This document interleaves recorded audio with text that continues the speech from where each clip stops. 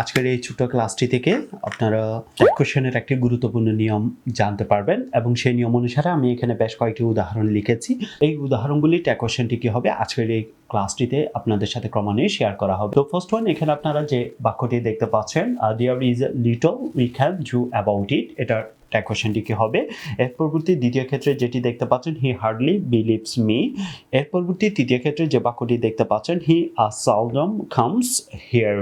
First one, there is little we can do about it, তো এটার tag হিসেবে আমরা এখানে লিখতে পারি ইজ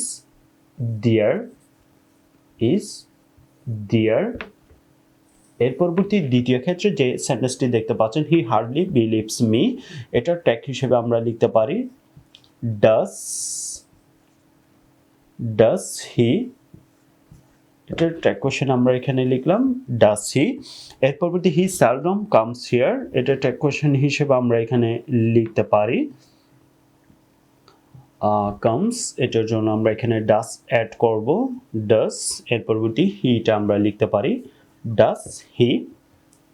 তো আমরা এখানে there is little we can do about it, এটার জন্য ইজ দেয়ার লিখেছি। হি হার্ডলি বিলিভস মি, এটার জন্য লিখেছি আমরা ডাস হি।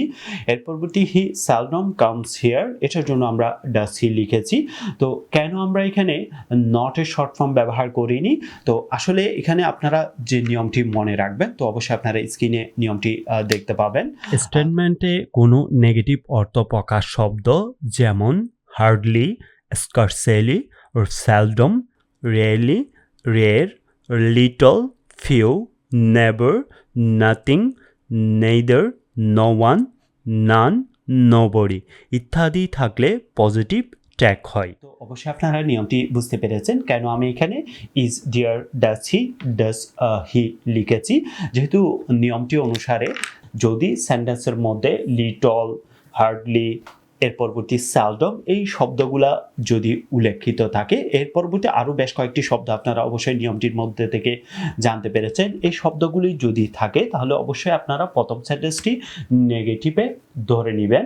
এর পরবর্তী দ্বিতীয় সেন্টেন্সটি অবশ্যই আপনাকে অ্যাফার্মেটিভে লিখতে হবে, বা প্রথম সেন্টেন্সটি এই শব্দগুলো থাকলে প্রথম সেন্টেন্সটি নাবোধক হবে এবং দ্বিতীয় সেন্টেন্সটি অবশ্যই আপনাকে হাবোধকে অ্যাড করতে হবে। তো সেই নিয়ম অনুসারে আমরা এখানে দেখতে পাচ্ছি লিটল, হার্ডলি, সেলডম এই শব্দগুলা নেগেটিভ অর্থ মিন করে।